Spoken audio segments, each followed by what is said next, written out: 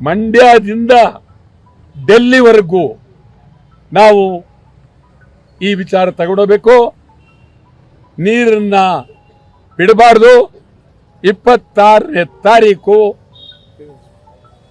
ನಾವು KR ಸಾಗರ ಮುತ್ತಿಗೆ ಹಾಕ್ತೀವಿ. 100 ವಾಹನಗಳು KR ಸಾಗರಕ್ಕೆ ಬರ್ತೀವಿ. ನೀರನ್ನು ಅಷ್ಟೊತ್ತಿಗಾಗಲೇ ಭಾಳ ಬಿಟ್ಟಿರ್ತಾರೆ. ಈ ಸರ್ಕಾರ ರಾಜೀನಾಮೆ ಕೊಡಬೇಕು, ಖಂಡಿತ ರಾಜೀನಾಮೆ ಕೊಡಬೇಕು. ಇವರು ಬಹಳ, ನನಗೇನು ವೈಯಕ್ತಿಕವಾಗಿ ದ್ವೇಷ ಇಲ್ಲ, ಖಂಡಿತ ರಾಜೀನಾಮೆ. ನಿಮಗೆ ಗೊತ್ತಿರಬೇಕು, ನಾವು ಬಂದ್ ಮಾಡಿದಾಗ ನಮ್ಮವ್ರೊಂದು 3 ಜನನ ಕರ್ಕೊಂಡು ಹೋಗ್ಬಿಟ್ಟು ಬಂದು ಹಿಂದಕ್ಕೆ ಪಡೆದಿದ್ದೀವಿ ಅಂತೇಳಿ ಅವ್ರ ಕೈಲಿ ಹೇಳ್ಬಿಟ್ರು. ಬಂದ್ ಕೊಟ್ಟವ್ರು ನಾವು, ಬಂದ್ ವಿರೋಧಿಗಳು ಹಿಂದಕ್ಕೆ ಪಡೆದಿದ್ದೀವಿ ಅಂತ ಹೇಳ್ಬಿಟ್ರು. ಇವತ್ತು ನಿಜವಾಗ್ಲೂ ಕನ್ನಡ ಸಂಘಟನೆಗಳನ್ನ DK ಶಿವಕುಮಾರ್ ಹೊಡೆದಾಕ್ತಾರೆ, ರೈತ ಸಂಘಟನೆ ಹೊಡೆದಾಕ್ತಾರೆ, ಯಾರಿಗೂ ಹೆದರಲಿಲ್ಲ, ನೀರನ್ನು ಬಿಡ್ತಾರೆ. ಆ ದೃಷ್ಟಿಯಿಂದ ನಾನಂತೂ ಎಷ್ಟು ವರ್ಷ ಜೈಲಿಗೆ ಹೋಗೋಕ್ಕೂ ಚಿಂತೆ ಇಲ್ಲ, ಹೋಗ್ತೀವಿ. ನೀರನ್ನು ಬಿಟ್ಟಿರುವ ಸರ್ಕಾರದ ವಿರುದ್ಧ ನಾವು ಈಗ ಸತ್ಯಾಗ್ರಹ ಮಾಡ್ತೀವಿ. ನೀವು ದಯಮಾಡಿ ಹೋರಾಟ ಯಾವುದೇ ಕಾರಣಕ್ಕೂ ನಿಲ್ಲಿಸಬಾರದು ಅಂತೇಳಿ ಒತ್ತಾಯ ಮಾಡ್ತೀವಿ. 4 ಕಟ್ಟು ನೀರು ಕೊಡೋಕೆ ರೈತರಿಗೆ 4 ಕಟ್ಟು ನೀರು ಕೊಡೋದಕ್ಕೆ ಸಚಿವರು ಹೇಳಿದ್ದಾರೆ. ಏನಂದ್ರಿ? ಕಟ್ಟು ಪದ್ಧತಿಯಲ್ಲಿ 4 ಕಟ್ಟು ನೀರು 4 ತಿಂಗಳು ಒಂದೊಂದು ಕಟ್ಟು ನೀರು ಕೊಡ್ತೀನಿ ಅಂತ ಹೇಳಿದ್ದಾರೆ. ಹೌದೌದು, ಅದು ಒಂದೇ ಅಲ್ಲ. ನಮ್ಮ ನಾಲೆಗಳಿಗೆ ನೀರಿಲ್ಲ, ಕೆರೆಗೆ ನೀರಿಲ್ಲ.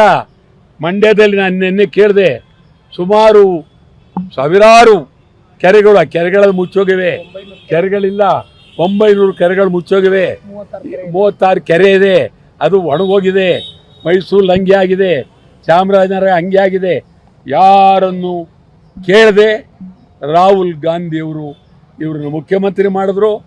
ರಾಹುಲ್ ಗಾಂಧಿಯವರು ಆ ವಿಜಯನಿಗೆ ಸ್ನೇಹ ಮಾಡಿದ್ರು. ವಿಜಯನ ಜೊತೆಲಿ ನಮ್ಮ ಮುಖ್ಯಮಂತ್ರಿಗಳ ಸ್ನೇಹ ಆಯಿತು. ಆದ್ದರಿಂದ ನಮ್ಮನ್ನ ಬಲಿ ಕೊಟ್ಟಿದ್ದಾರೆ. ಮಂಡ್ಯ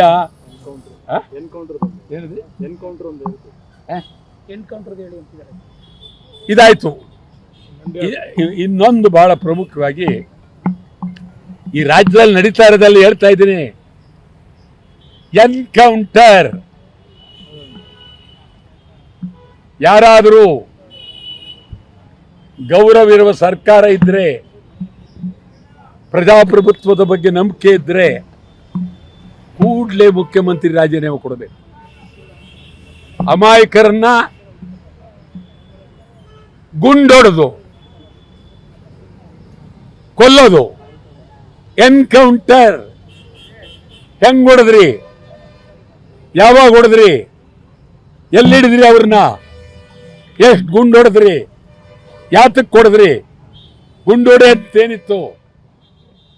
ಇದೆಲ್ಲ ಸಮಗ್ರವಾಗಿ ತನಿಖೆ. ಎಲ್ಲಕ್ಕಿಂತ ಹೆಚ್ಚಾಗಿ ಗುಂಡು ಹೊಡೆದವ್ರನ್ನ ಇದುವರೆಗೂ ಬಂಧನ ಮಾಡಿಲ್ಲ.